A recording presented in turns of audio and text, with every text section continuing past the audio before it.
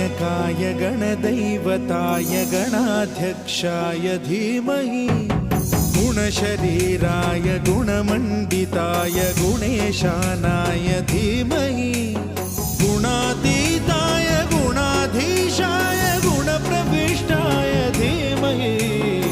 एकदन्ताय वक्रतुण्डाय गौरीतनयाय धीमहि गजेशानाय भालचन्द्राय श्रीगणेशाय धीमहि